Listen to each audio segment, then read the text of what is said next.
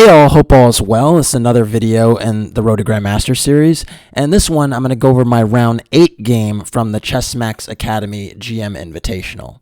Now, if you followed the round 7 video, you know that I got my first win of the tournament with the black pieces against International Master Hans Niemann.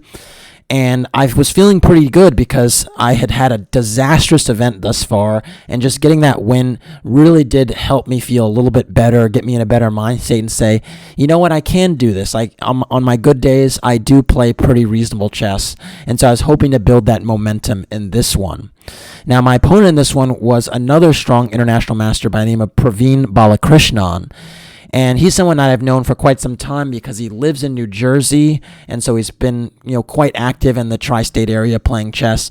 And he actually has 2 Grandmaster norms and a FIDE rating of nearly 2,500. So he's pretty much knocking on the door of getting the GM title. And I don't think he was having such a great tournament to this point, but is a very, very dangerous opponent. And I knew he would be targeting me because I'd had a terrible tournament to this point. So Praveen had the white pieces and I had the black pieces, and without further ado, let's get into it. So Praveen opened with e4, which he typically does. He also does play d4, I should say, but I think he is also mainly playing e4. And I decided to play e5, and this is a move that has been a very, very, very rare guest in my games over the course of 2019. I believe the last time I played e5 was against, who was it against? I think it was against Grandmaster Jordan van Forest at the Reykjavik Open. Maybe someone can correct me if that's not the case. But basically, e5 has been a rare guest in my games against e4 over the course of the year.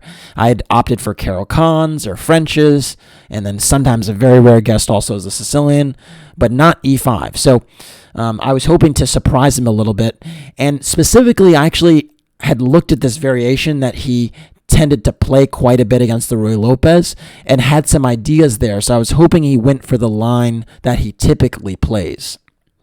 So after knight f3, I played knight c6.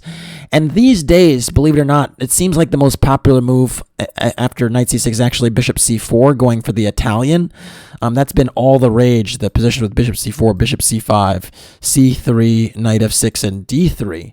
And white has been playing these kind of slow developing positions where he has some pressure in the center, preparing d4, and prefers a slow maneuvering game, taking space on the queen side, sometimes maneuvering the knight to g3, and getting this type of game going. And it's so popular that I think it's nearly overtaken the Ruy Lopez in the past year or so.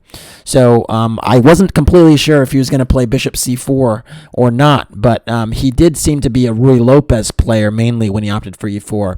And fortunately for me, he did play bishop b5.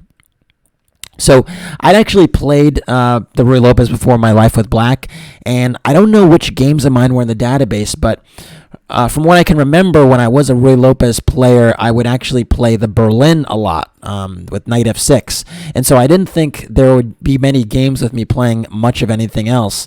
And when I went for a6, I thought it might be a bit of a surprise and actually throw off any ideas that he had specifically for me. So I thought that already here, of course, is a well-known position after a6, but I thought that he would not have prepared for this, and that would actually give me a little bit of a leg up.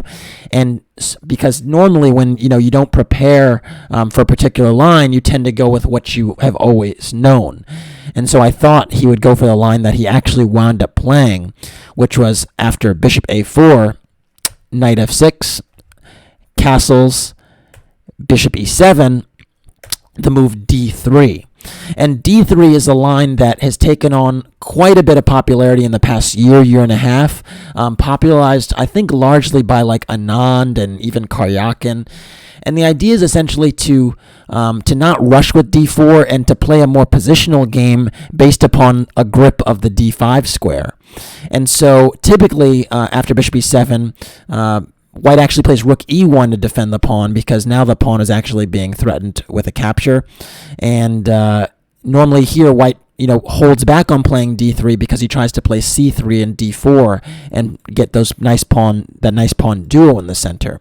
But with d3 is saying I'm just going to hold back a little bit and play a more controlled game and not initiate play in the center right away.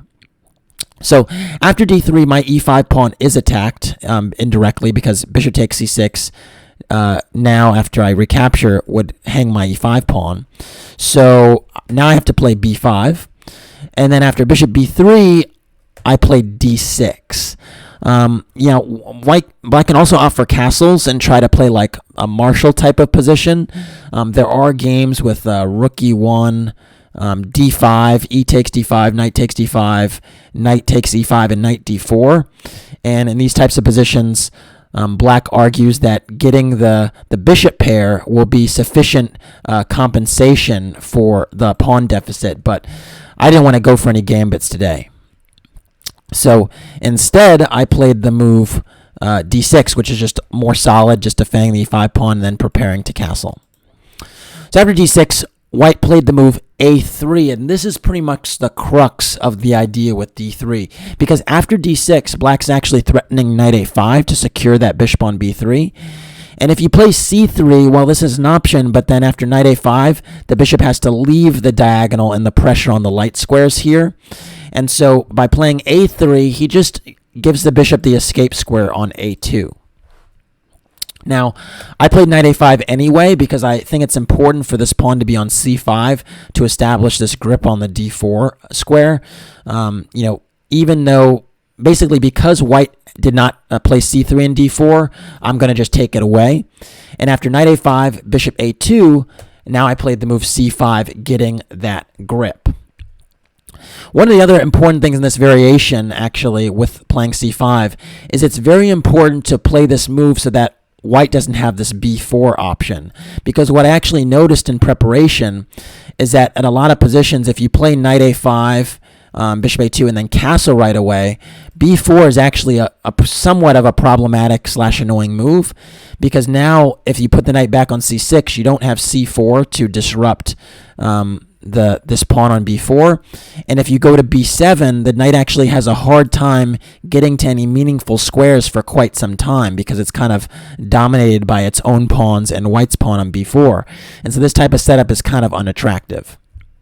So very important to play c5 so that if White does decide to play b4, the knight can come back to c6 and be behind the c-pawn, almost like in the case of d4 openings where the rule is you don't want the knight in front of the c-pawn, you want it behind it.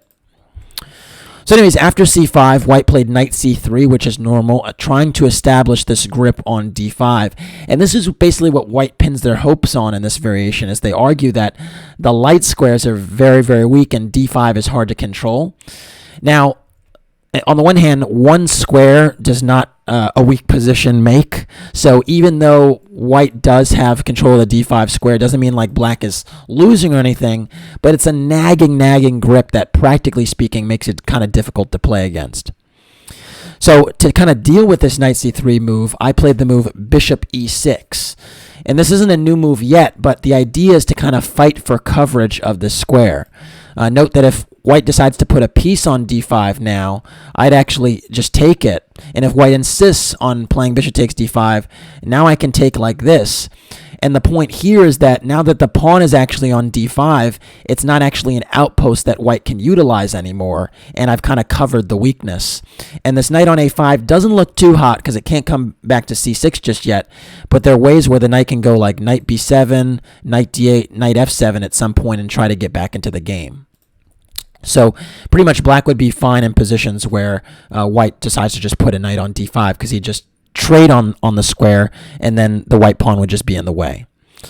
So instead, after bishop e6, White does have some choices. The move bishop g5 has been played quite a bit, I noticed, just trying to trade these the bishop for the knight on f6 and then reestablish or reaffirm the grip on d5.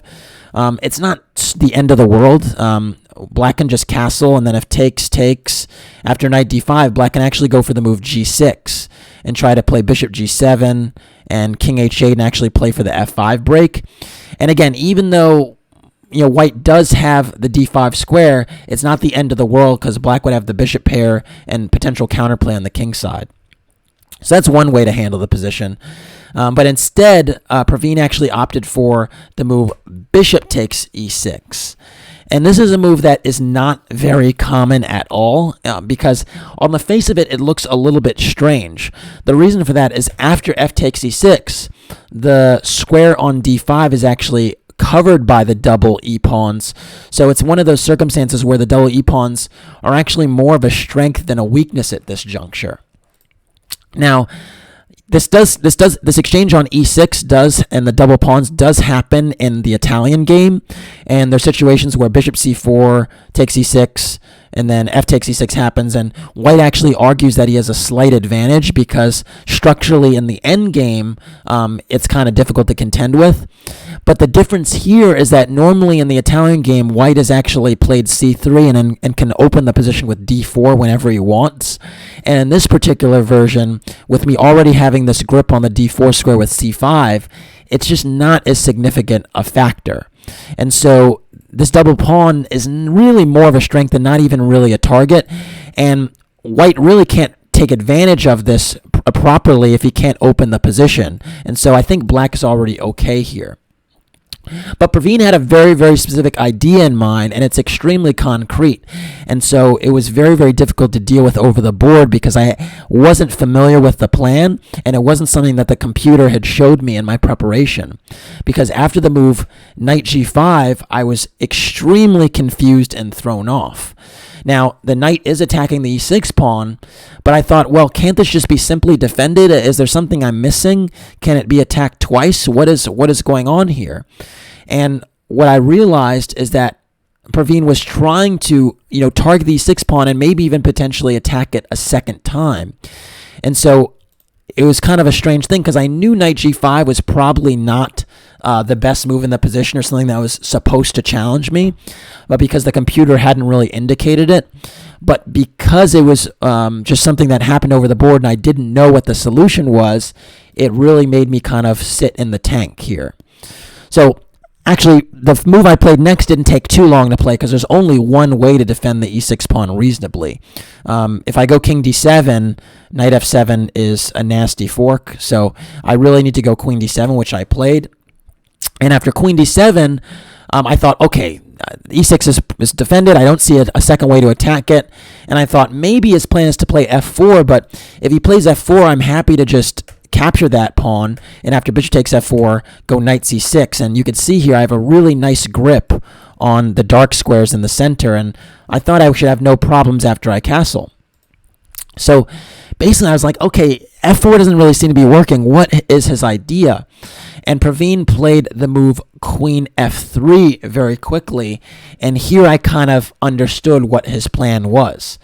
The plan was to try to attack the e6 pawn by going queen h3 and hammering in on it there because it seems like there's not another way I can add a piece to the defense.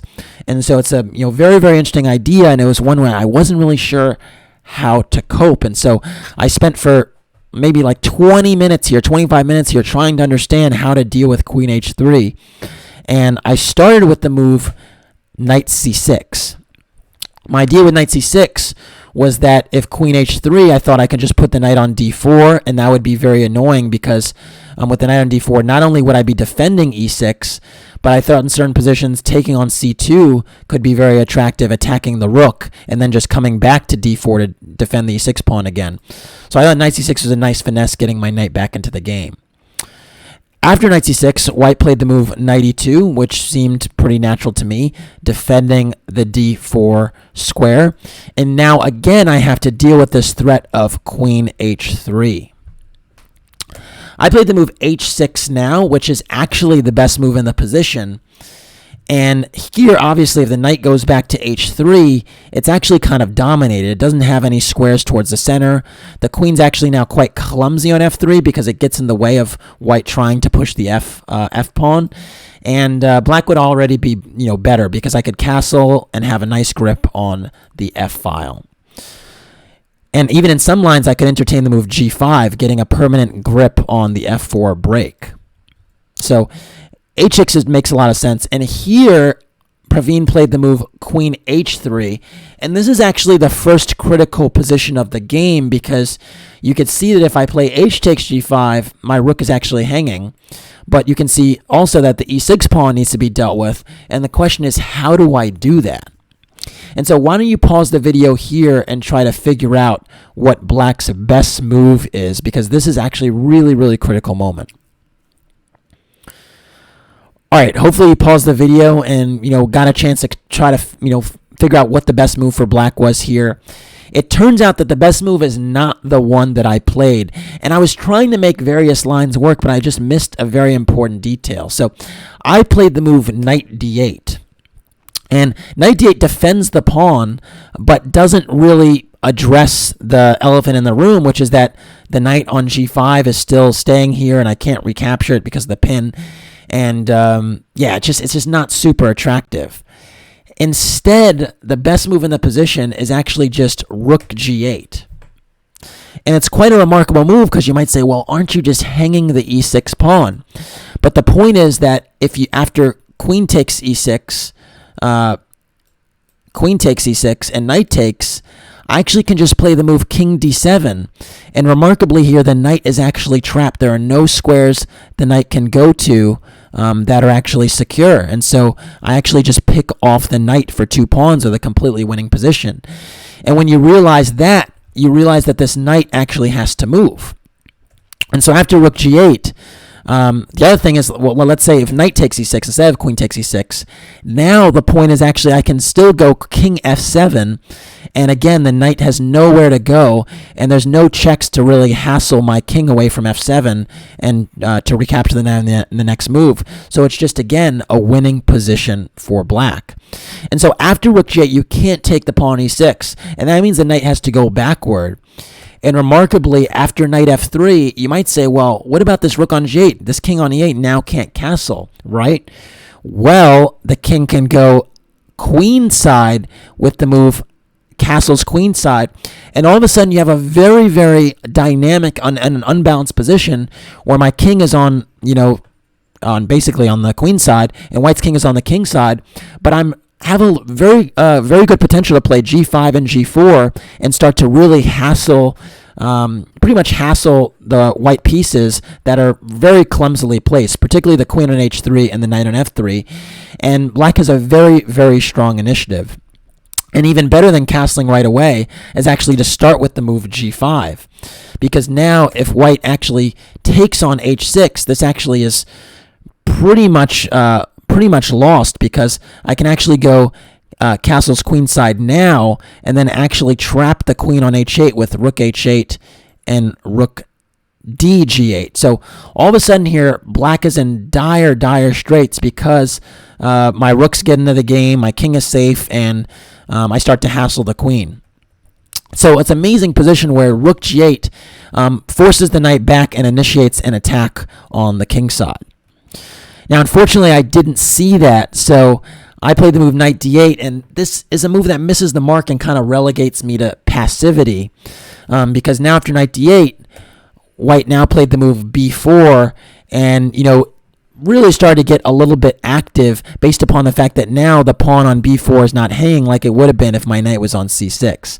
And again, I have not resolved the issue with the knight on g5. So here after b4, quite funnily enough, I did play the move rook g8, but unfortunately it's just one move too late. And I realize now that rook g8 is a good move, initiating some initiative on the king side, but the problem is that with my knight on d8, I wasted valuable time here because I thought the e6 pawn needed defending, and it didn't. And with my knight on c6, b4 wouldn't have been a possibility. So now I'm kind of several tempe behind on the structure, and I've also invited white the possibility to rip open the queen side, which wouldn't have been a possibility earlier, which means that my king going queen side feels less secure than before. So yeah, basically because of this scenario, this rook g8 plan is not as attractive here, and because of that, I probably should have bailed out with castles. Now the knight would probably need to move back to f3 because it's attacked. And now I could play rook c8. And black is a fairly satisfactory position because the queen is a little bit offside on h3, and I do have some pressure down the c-file. Although, white should be a little bit better here because the knight is quite awkward on d8. And there are some ideas for white of even playing knight h4, knight g6, and taking advantage of the weak g6 square. So white would be a little bit better here. Instead, after rook g8, the knight moved back to f3, and all of a sudden I decided to get very, very ambitious with the move g5 because I thought, well, don't I have a little bit of an attack here? Because now if queen takes h6 is played, I thought I could spin this knight on d8 around with knight f7, and all of a sudden the queen would really lack squares on the h-file and I'd win a piece. So just to show that, if queen takes h6, knight f7, the only square the queen can go to is queen h3, but this walks into a fork with g4, which would just mean a completely winning position for white, or for black rather. And for the funny thing is, actually, I don't even need to take on f3 here. I can even play knight h5, and you can see here that the queen is actually just trapped. So I thought, wow, this g5 move is super strong. I'm threatening a fork and I'm threatening an attack here, and I thought it'd be very, very difficult for white to cope. But unfortunately, I'm just not in time anymore because the position is opening up on the queen side and my king's not going to be safe on e8. So after g5, white played the move knight d2, which is a good move, stepping away from the g4 threats. And I played the move h5, trying to keep my pawn storm going. The important detail here is that after g4, I think black can play the move queen h4. And the problem for me, essentially, or not even queen h4, black can even play the move queen e3. And the problem is that the queen is not actually going to be lost here. h6 is also attacked, and my pawns might actually be targets. So this is kind of a problem. But there might even be the option of playing queen h4 as well, because I don't see any decisive discoveries. Note that if I play a move like knight takes e4, white has the intermediate move queen h5 check, and then can just recapture on e4 with the knight or the pawn. So doesn't quite work the same anymore with the knight coming to d2, so I thought, well, why don't I press onward? But I really should shift gears and just try to, develop a little bit. So instead, the move rook c8 would have been way more effective, giving some coverage to the c-file. And the point is now, if b takes e5, I could play rook takes e5 and maintain the solidity of my e5 pawn because the d6 pawn would be supporting it. And I'd still have a reasonable clamp on some of white's pawn breaks. Instead, though, I kind of, went for the gauntlet, and I played the move h5. And here, white just played the move b takes c5. And you can see here that white is going to incur some structural damage in my position, which is going to be kind of unpleasant in the long term. And so I played d takes c5. And now I got these e-pawns, which, do control important squares for sure. Double pawns control important squares. But if my initiative doesn't crash home, white's going to have a lot of targets to work with. And here I think Praveen showed very, very good understanding by playing the move a4, just getting rid of his, potential weak pawn on the a file and opening up more lines. Because now that I have the space advantage and the structural weaknesses, I really am not keen on trading pieces because that would really just hurt me. And the issue here is that if I play b4, trying to keep things locked up, well, this knight comes to c4 with a really, really elegant outpost, which would really be difficult to kick it off because none of my pawns can challenge the knight on c4. And in the immediate, I have to deal with knight takes e5 or knight b6. So this would just be a position that's strategically winning for white because this knight is just a monster here. So pretty much I can't allow that. And so the only other way to not allow knight c4 is to keep the pawn on b5, but this allows white to open another file, and that would spell trouble for me because my king is not particularly secure. And so I play the move rook c8 just because I thought it was the lesser evil, but now after a takes b5 and a takes b5, the rook is unopposed on the a file, and this is not a good position anymore. And you can see here that even though my pawns are advanced, I lack the solidity long term. So yeah, I pretty much have to try and make sure, something works out in the middle game because the end games won't be pretty. So anyways, after a takes b5, white played the move knight c3, which is very logical. Now, essentially preparing to put pressure on the b5 pawn. And now I'll have to contend with a move like rook a5 or rook b1, attacking the b5 pawn next. And again, if I have to push that pawn to b4, the knight gets the c4 square, and that spells my impending doom. And so I really did not want the knight to get to c4 at all costs. And so in this position, I actually played the move c4. And this is actually a kind of thematic move in this structure. I'd actually seen it in a better version of this Ruy Lopez line than the position I have, but it actually still applies. And the point is that after d takes c4, which was played, I don't recapture on c4, but I actually play the move b4. And the idea is that I'm robbing the knight of the c4 square. Now, in this particular position, this move actually doesn't work. It actually turns out that b4 is technically a losing move that gives white a winning advantage. But the idea was basically to just close up the outpost for the knight to go to, and also to secure an important dark squared diagonal for my dark squared bishop. So I was quite comfortable giving up this pawn, even though it wasn't best. It turns out instead the best move would have been queen d4.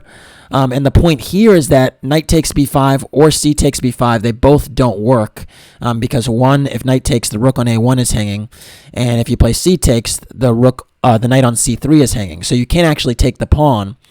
And then after rook a6, trying to reinforce the threat of taking on b5, now I'd play g4, pushing the knight away, or the queen away. It has to stay on the third rank to defend the knight on c3.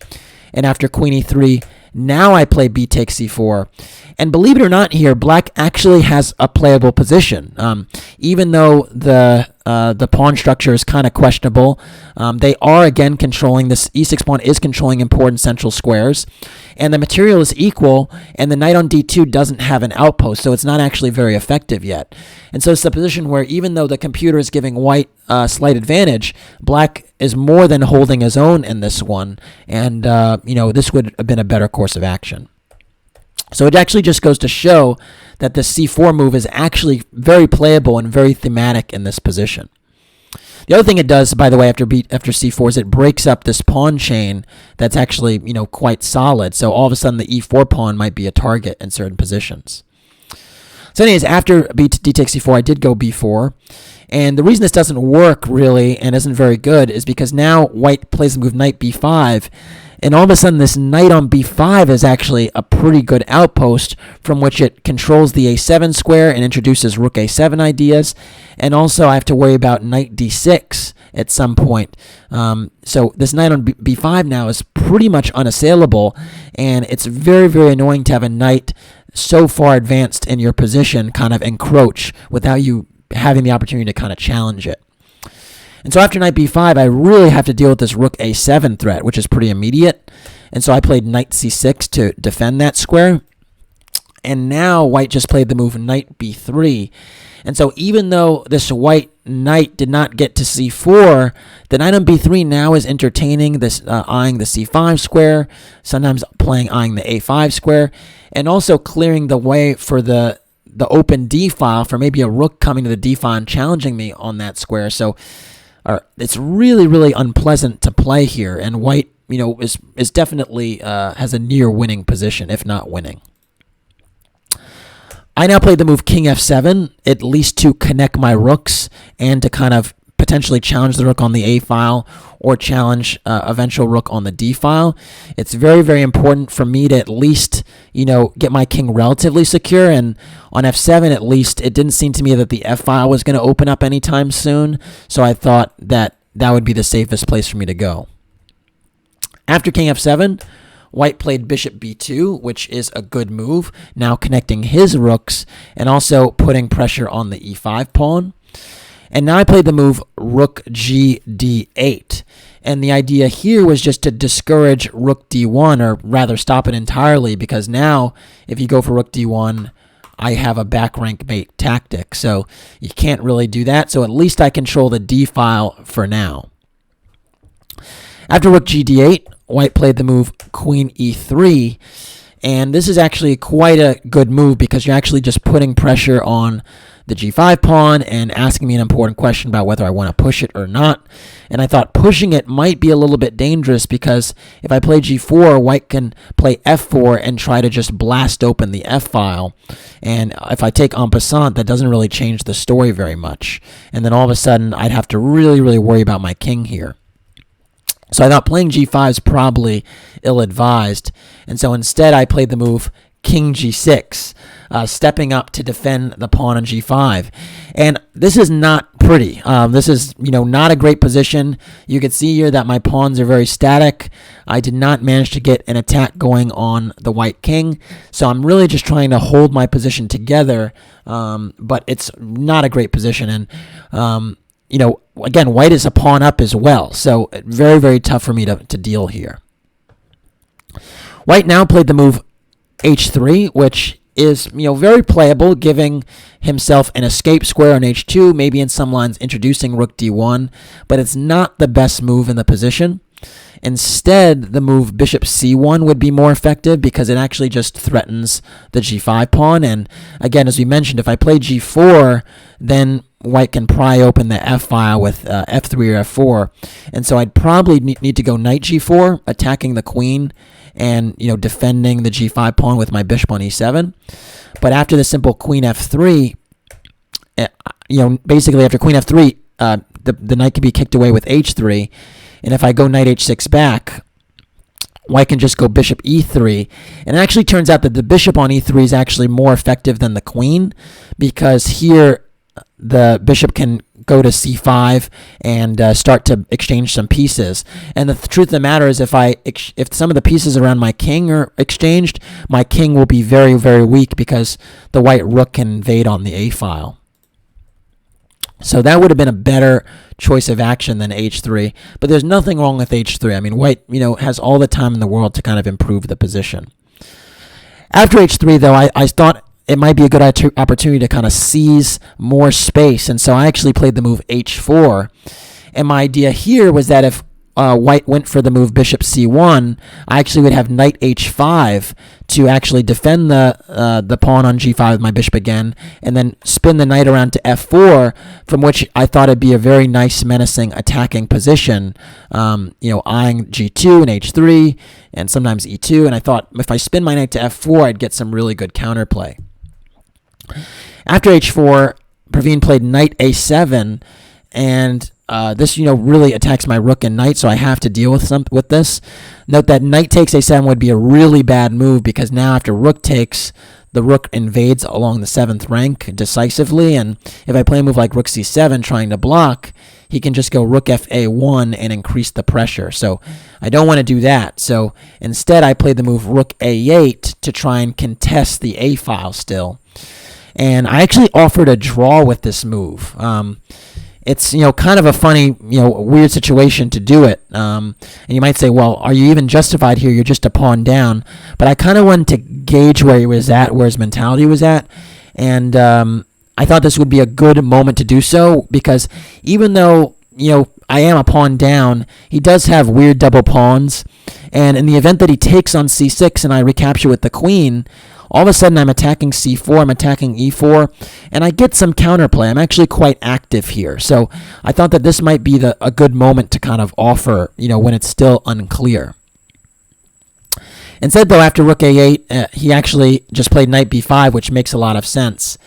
And then I went rook a c8, keeping the status quo and saying, well, if we're not going to repeat, well, you got to show me something. You got to show me something different because I'm comfortable with us going knight a5, or knight a7, rook a8, knight b5, rook c8. I'm a pawn down.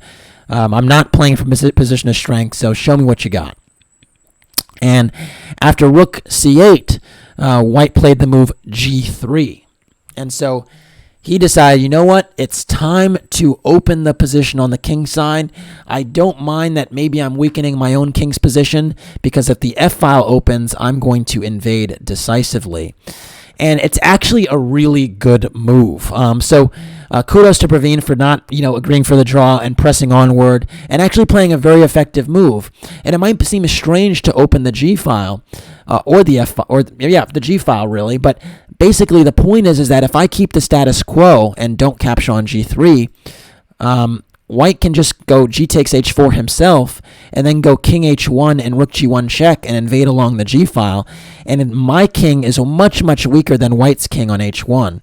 And so it's a very, very smart decision and very, very dangerous to cope with this plan. And so White is actually still winning and just very, very good decision. So after G3, I actually played Knight H5. And my idea was I'm actually inviting him to take on H4 because I thought if he takes an H4, I can spin my knight around to F4 and get a lot of counterplay. And so White played the move King H2, but just to illustrate, if G takes H4, I'm not planning to recapture. I'm planning to go Knight F4.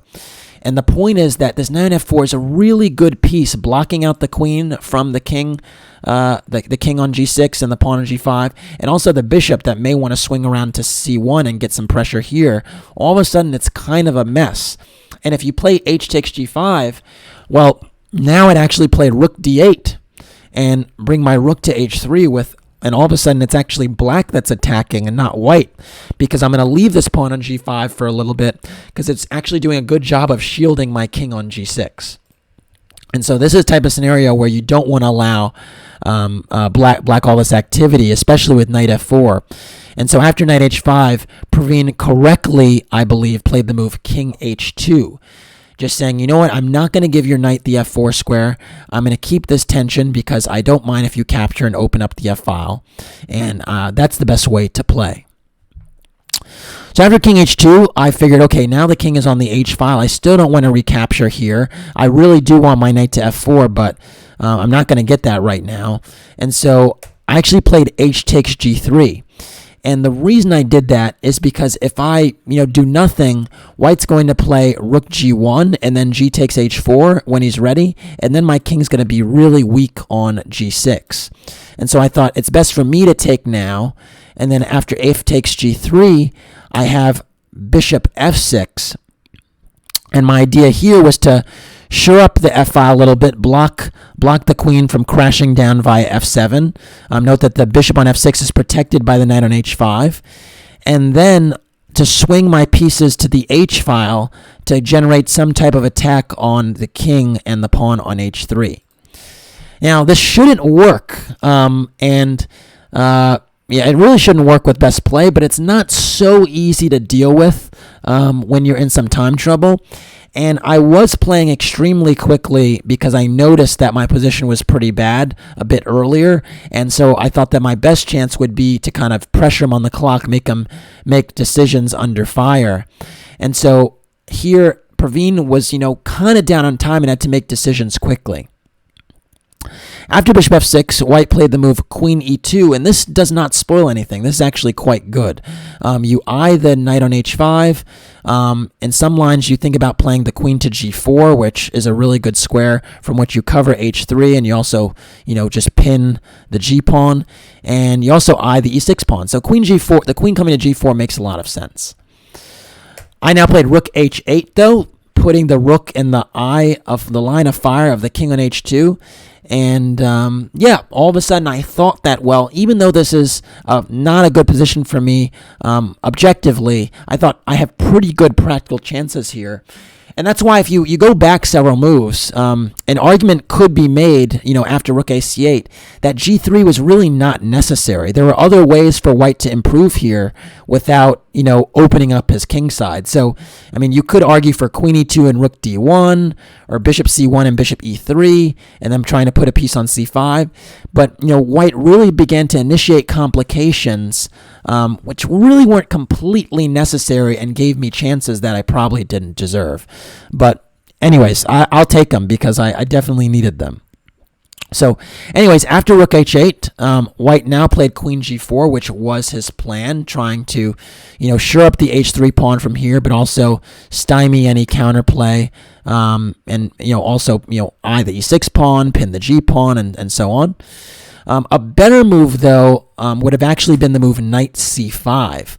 And this would have been a really good and well-timed opportunity to do it, because now you hit the queen on d7, and after I move it away with queen e7, there's just knight d3. And basically from d3, this knight is really well positioned to pressure the e5 pawn, and it's basically decisive because I won't be able to hold this pawn forever. White might have exchange sacrifices with rook takes f6 and then a capture on e5. There are also plans of just, queen g4, rook f3, and doubling on the f file.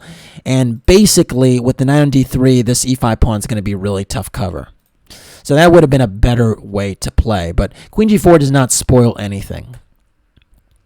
After queen g4, I played the move queen e7 now, and I think this is kind of the difference, is that with the queen coming to e7 before the knight gets to c5, it can actually reposition itself towards the center. And this knight on b3 is kind of out of play for the time being, which kind of hurts white a little bit.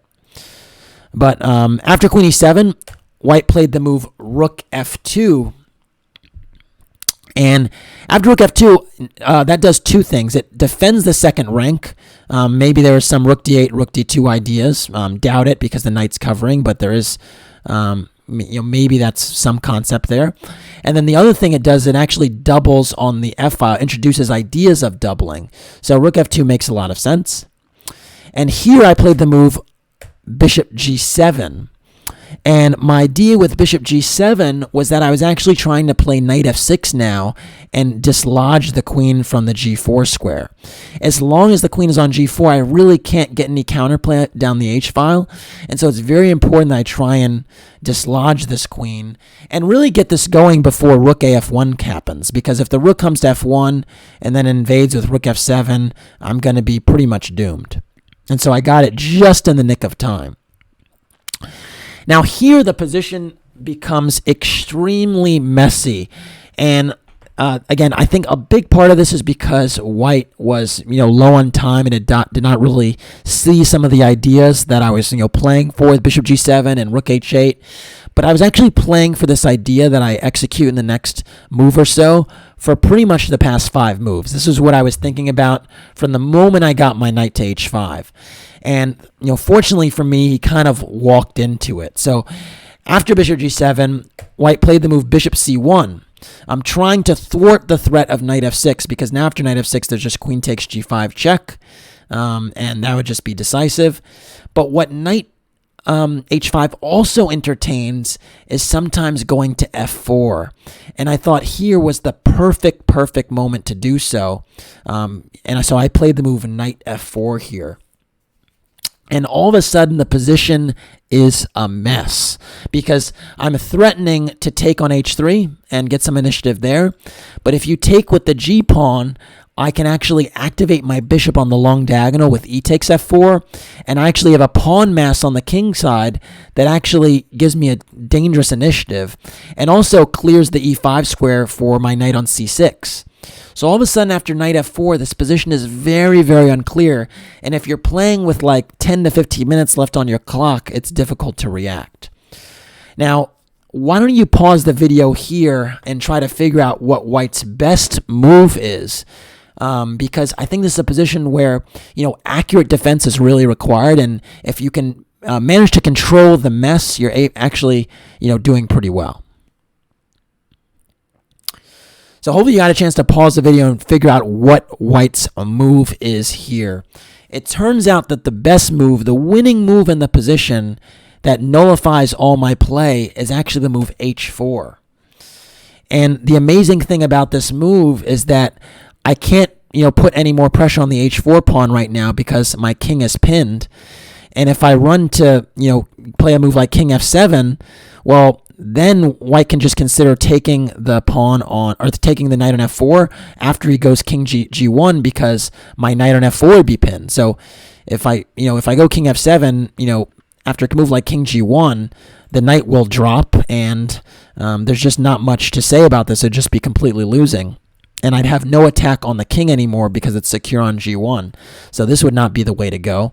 And if I go for bishop f6, just trying to defend the g5 pawn and keep the pressure, Now white could still go king g1 and, prepare g takes f4 under the right circumstances, or just kind of wait a little bit and keep the structure and improve the position of his rook on a1 or his knight on b3, because I can't really make progress anymore with this construction.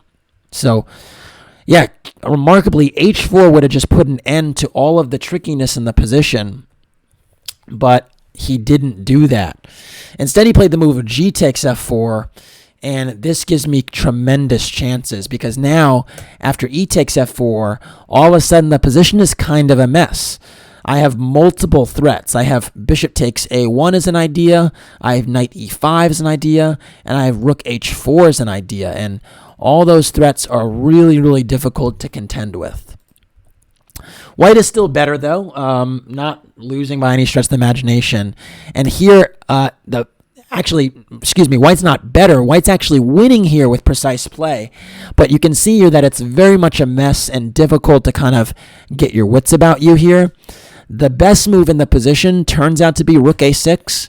And the point is that you don't allow me to get this transfer with knight e5 because the e6 pawn is hanging with check after rook takes e6. And that would kind of put a damper on all of my counterplay, the rook, coming via the 6th rank. So this would have been the way to go, but unfortunately he didn't see it. And instead played the move bishop takes f4. And this move seems extremely unnatural because you're winning a pawn because I can't recapture on f4. But this allows my attack to continue. And unfortunately for white, unfortunately for Praveen, he basically did not see the way I could continue from here with the energy that I did, and he got into a difficult position. I now play the move rook h4, which is by far the best move in the position and an extremely important move to play because I challenge the queen on g4 and also in turn challenge the bishop on f4. And if you move the queen backwards, let's say something like g3, I actually have some tactics connected to rook takes f4 and bishop e5. And all of a sudden, the skewer on this diagonal is really, really tough for white to deal with, because even if you play a move like rook f1, I can increase the pressure with a move like rook f8. And all of a sudden, black's kind of fighting here. And maybe rook f8 is not the best move. Maybe I can improve in some other way. But the point is the pressure along this diagonal is going to be very annoying. So, yeah, that's why queen g3 wasn't played. Instead, bishop takes g5 was played. And here I played the very, very important intermediate move, bishop e5 check. It's so, so important I play this move. And the reason for that is if you block with the bishop, it's discovery check, but your queen is hanging, so you can't do that because I'll just recapture. And if you play queen f4, of course, I'll just recapture like that. And if you play rook f4, you're walking into the pin, so I can just play queen takes g5. And so it's very, very important here that I play this bishop e5 check because the only move is to play king h1. And now the issue that white has is this king is kind of in a vulnerable spot in h1 after the sequence that I play next. I played the move rook takes g4, and after bishop takes e7, I now played the move rook h8, and this is an extremely strong intermediate move because my rook was on pre, and the bishop was also on pre, but the point is I have to preserve the rook, and by playing rook h8, I actually have the audacity to threaten checkmate because my bishop is actually covering the h2 square, so rook takes h3 followed by rook takes h2 would be mate, and white has to deal with that threat. And so I save my rook, threaten checkmate, and I'm able to recover the bishop on e7. And so all of a sudden the tide is completely turned. And the other thing in the position actually is that the rook on a1 is actually hanging. So I can actually address that at some point. After rook h8, white played the move rook h2, which does seem like a reasonable refuge to try to deal with the mating threat. It was actually very, very difficult to deal with this threat because if you play a move like rook f3, well, I just play bishop takes a1, and all of a sudden I'm actually up in exchange. And even though white has a bunch of pawns for it, they're actually all very weak and isolated, so they're relatively easy to pick off. So I think black would be better here. So rook h2 made some sense. And after rook h2, I played the move bishop takes h2, which is a very, very important move because now if f takes g4 is played, I can go bishop e5 back, discovery check, and then take the rook on a1 with a winning position because I can also take the knight on e7 afterward and just be up a piece. So after bishop takes h2, king takes h2 is a must. And here I played the move knight takes e7. And all of a sudden, the dust has settled somewhat, and remarkably, all of a sudden, I went from being down a piece to being up an exchange, and still having some pressure in the position because even though the material is technically equal, white has 4 pawns, and I have 2 pawns, so white has essentially 2 pawns and a knight for the rook. The king is actually the most important piece here because it's actually so weak. And so because the king's relatively weak, I'm actually able to generate counterplay on it. And not to mention the fact that these pawns are also weak, so they're not as strong as a normal 2-pawn advantage would be. So after knight takes e7, white played the move knight d6, trying to get the knights in the game, trying to, kind of contest me, get some counterplay going. And I played the move knight c6, angling my knight towards the e5 square, because if I can get in knight e5 and knight f3 check, the rook takes h3 ideas are on again. So rerouting my knight to this e5 square is hugely important. White now played rook f1, but this is actually not the best move in the position and was actually a significant mistake. Instead, the move rook a6 would be more effective, and the point is that after knight e5, white has the move knight d4, covering the f3 square and ultimately adding pressure against the e6 pawn. And so there are circumstances now where once the knight on d6 moves away, I'll have to contend with the e6 pawn being a bit of a weakness. And if I lose the e6 pawn, my king is not going to have much shelter from the checks, and white's probably going to have enough counterplay to hold.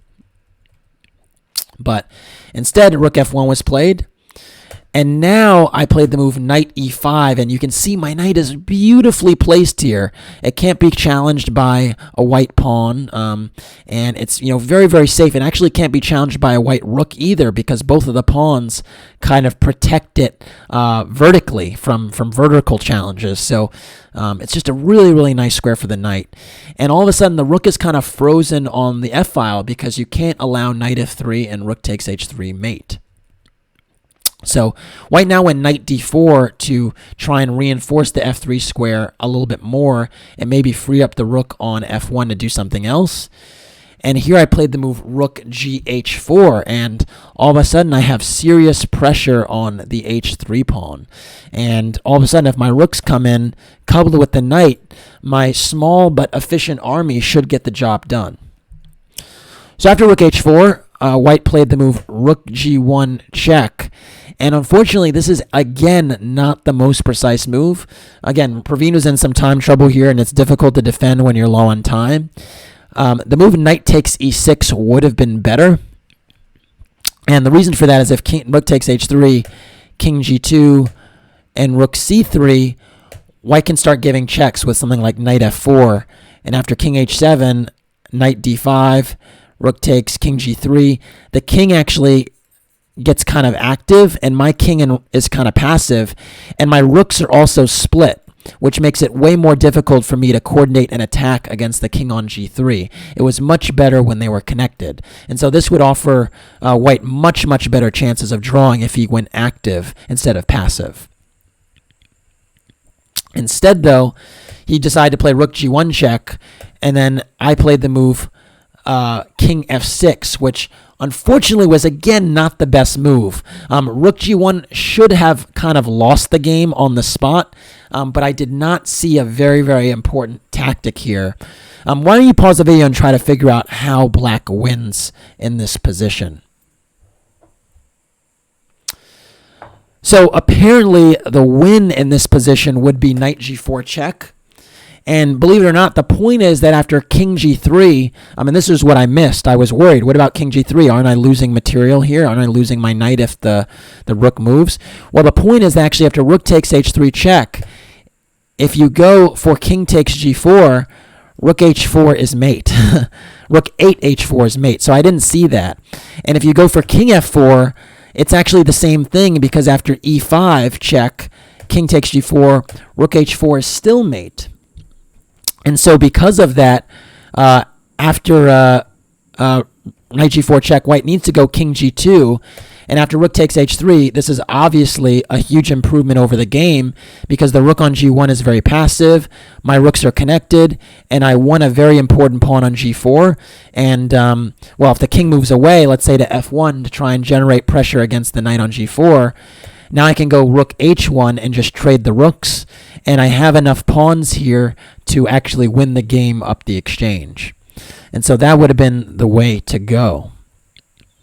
Instead, though, I went king f6, darting away, and thinking I still had pressure on h3. White now went rook g3, though, defending that pawn, and I went knight g6, trying to spin my knight around to get at the h3 pawn again. It turns out, again, that's not the best move. Instead, rook g4 would have been much better. The point is that after c5, rook takes g3 and king takes g3, I now would go king e7 and kind of bring my king closer to the pawn. And now that the rooks are off the board, I don't have to worry about horizontal checks on the 7th rank. And it's very hard to push this pawn up the board with these knights that kind of lack anchors by pawns. They lack really stable outposts, so it's difficult for the pawn to get much further.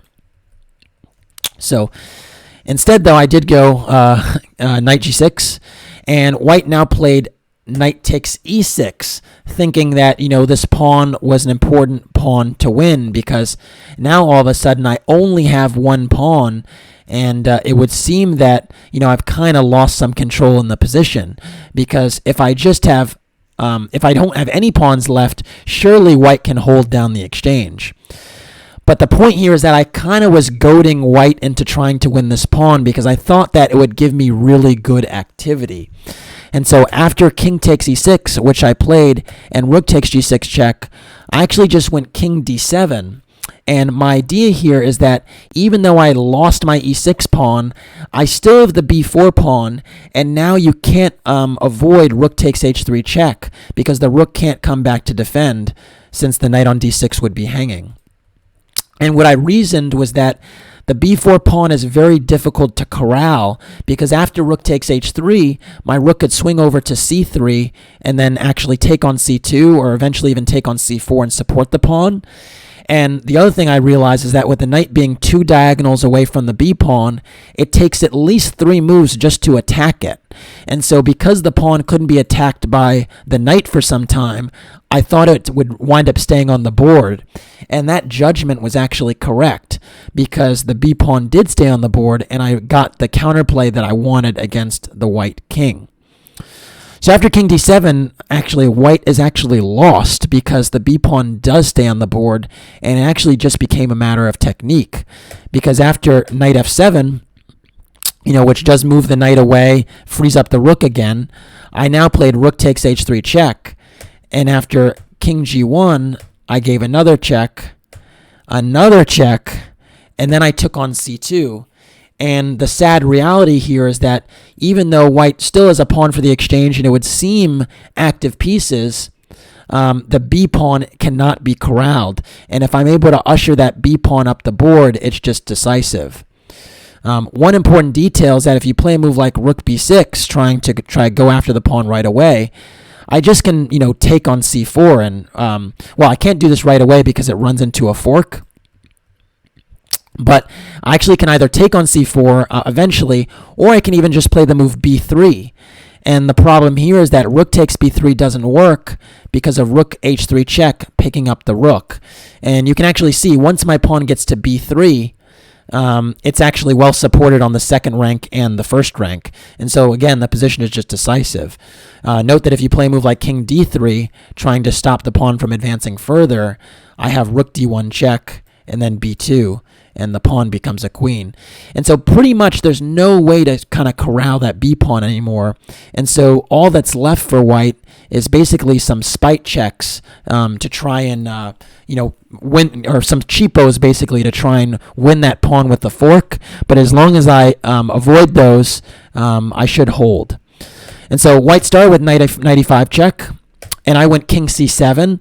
Again, a trick that you always want to remember when you're trying to play against the knight with your king is to keep, or any piece really, is to keep it 2 diagonals away. Because if you keep the king 2 diagonals away from the knight, or any piece for that matter, the knight can't attack you for another 3 moves. And so now the knight has no checks, and so the rook decided to check. And now I scooted up the board. And after knight f7 check, I went king c5. And you can see here that white is very, very quickly running out of checks and just kind of helping my king up the board. After rook g5 check, I took on c4.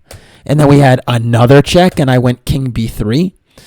And my king is going to just help the b-pawn advance. And unfortunately for white, the e-pawn is not going anywhere because I can always play rook e1 check and secure that pawn if I want. So it's really not going to do anything. And so now white played rook a5 with the idea to at least not allow my king to the a file, and trying to make it more difficult for me to push my b pawn, because now if I play king c3, there's rook c5 check, and then maybe there's some type of repetition here, so I can't go for that. But after rook a5, all that's left for me is to kind of get my king in a position where I can push the pawn cleanly. And so I started with rook e1 check, just to kind of push the king out of the way. And after king f4, I played the move rook c6, which I thought was a good move, attacking the knight. And the other idea with rook c6 is that now I've cleared the c2 square for my king, without allowing for any checks from behind. Because again, when I was trying to go king c3, there was always these rook c5 checks. But now by playing rook c6, there will be no checks when my king gets to the c file. So I thought that was a good decision. White now played e5. And I did play king c2, and you can see all that's left is to kind of walk the dog, walk the b-pawn up the board, and that's it. White played knight c4, trying to get a cheapo in with knight e5 check, but I went rook c4 check first, just hassling the king and protecting the e5 square. And after king g5, I played b3, and I thought he was going to resign here, but he played out a few more moves. Rook b5 was played. I played b2. And then king f6 was played. And here I kind of paused, actually, because I kind of realized what Praveen's plan was and why he didn't resign.